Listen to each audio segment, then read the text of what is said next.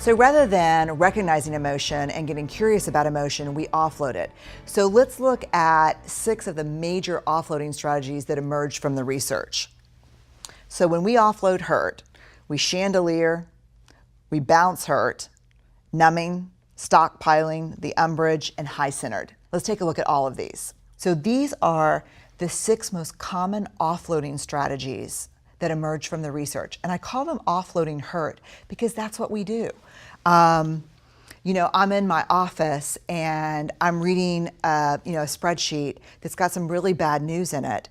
And rather than being like, oh my God, I'm kind of feeling overwhelmed and a little scarcity right now, the phone rings and it's my daughter asking if she can go somewhere, and I snap at her, or I yell at her, or say, stop bothering me at work, or no, just because you can drive doesn't mean you can go everywhere. I'll be home in a minute.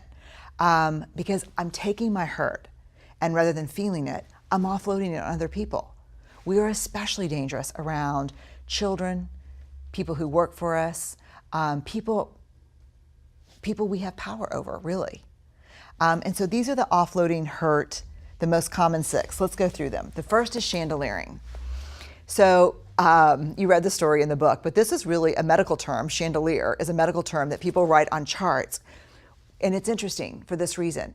When a patient's pain is so great that despite their attempt to be stoic and be like, nah, it doesn't hurt, nothing's wrong with my hand at all, just a mere graze will send them to the roof, to the chandelier. What this looks like in emotional offloading is raging. This is the person who thinks that they can push their hurt so far down that no one sees it and no one feels it. But one comment, and you don't know what that comment's going to be, sets this person off. And let me tell you, if you were raised by that person, if you work for that person, if you've ever been coached by that person, after a while, that behavior becomes traumatic, and that leads to eggshell environments. And eggshell environments is a nice way to say a traumatic environment. And if you work in it right now, or you've worked in it, or you were raised in it, or you live in it, you know exactly what I'm talking about. You're careful with every step because you don't know what will set someone off. So one way we offload hurt is we chandelier. We push it down until it erupts into rage. The second one is bouncing hurt. You know, our ego, I call it my inner hustler. Our ego is really concerned with what people think. It's the prover, the pleaser, the perfectionist in us. And the ego hates the rising strong process. Let me tell you right now, if you're really driven by ego, this is going to be a very tough process for you, because this is a process about getting real with what's going on and getting real with what you're feeling. So the ego employs some ruffians who really protect it, and that is blame, anger, and avoidance. So rather than feeling, we blame other people. Rather than owning our hurt, we get angry. I mean, raise your hand if it's easier for you to get pissed off than it is to feel hurt. I'd much rather be pissed off than hurt. I'd much rather be like, yeah, I'm so mad, but to say, yeah, I'm really hurt. Like right now, it's just even uncomfortable for me to say it, and as an example. So we use anger, but let me tell you what we know about anger. Anger is a secondary affect. It's not even a primary emotion. So people who study emotion and affect will tell you that anger is a secondary. It's always behind something. And the last one is avoidance. I just pretend like it's not happening. And so we bounce hurt. Numbing. We talked about this. We've talked about this in every class I've ever taught for the history of my life, because it's just a huge issue. And that is, we take the edge off of emotion and hurt. So rather than feeling it and getting curious about it, we have a couple glasses of red wine. We have 2 or 3 extra powdered donuts. We spend an extra 2 hours on Facebook. We watch 35 movie trailers while eating a donut. We numb our hurt. They call that taking the edge off. But we need the edge. We need the edge. The edge is where joy lives. The edge is where love lives. The edge is where intimacy and trust live.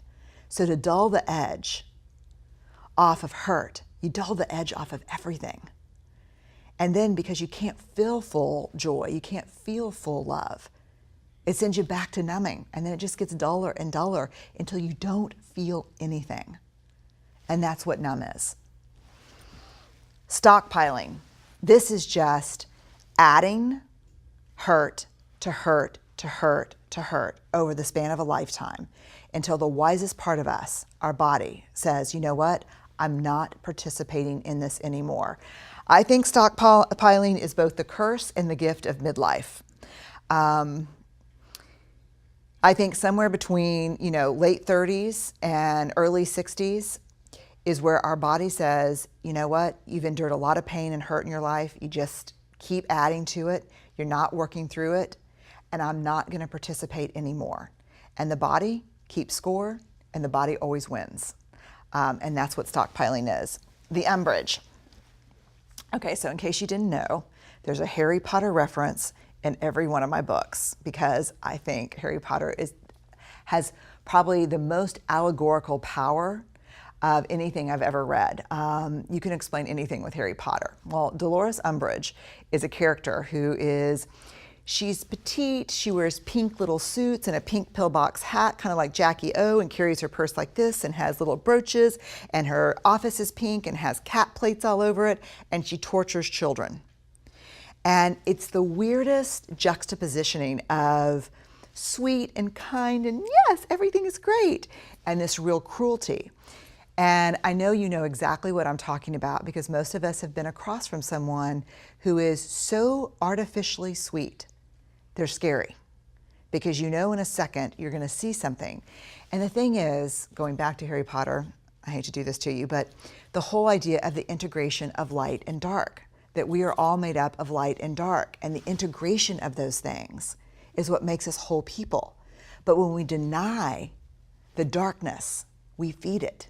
And I've been the umbrage, and normally when I use the umbrage to offload hurt, it's because there's a lack of boundaries. So usually it's because I've signed up out of guilt or shame to do something for one of my kids' schools, and I'm at home at night and I'm overwhelmed and stressed out and in tears, and I'm making the brownies for the bake sale, and I'm thinking, you know what? I hate you and I hate your children and I hope they choke on my brownie. And I realize, oh my God, who is this person? This person, it's me not able to say, you know what, I'm kind of overwhelmed right now with work and I've got a lot on my plate, so I can't bake anything for tomorrow, but ask me next time, I'd love to help. And so the umbrage is often a result of no boundaries and the willingness not to own hurt that causes that. The last one is high-centered. We use high-centered in our family to talk about literally when someone gets high-centered. So in the story I tell in the book is that I'm driving my car and I accidentally went up a median that was 2 feet high, and then my car was high-centered. I couldn't go forward and I couldn't go backward. I'm just stuck. And one way we offload emotion is we get stuck in it. So this came up a lot with men. In fact, one of the first interviews where I thought, oh my God, this is high-centered, was with a vet who said he was in active duty. He had lost some troops, and he had to make the phone call to the parents. He came back and everyone said, how are you doing? And he said, I'm really torn up. And they moved toward him physically to embrace him. And he said, get away, stand down. Because he had already shared that he was in struggle, but he couldn't move forward with the compassion and talking about it because he thought he would lose it, and he couldn't move back and say everything was fine. He just got stuck. And so that feeling of high-centered, it's happened to me when someone says, how are you doing? I know this is going on with your family. And I'll say, I'm having a tough time. And they're like, let's talk about it. I'm like, no, I don't want to talk about it. And now I'm stuck. I can't go forward and I can't go back. So these are the offloading hurt techniques.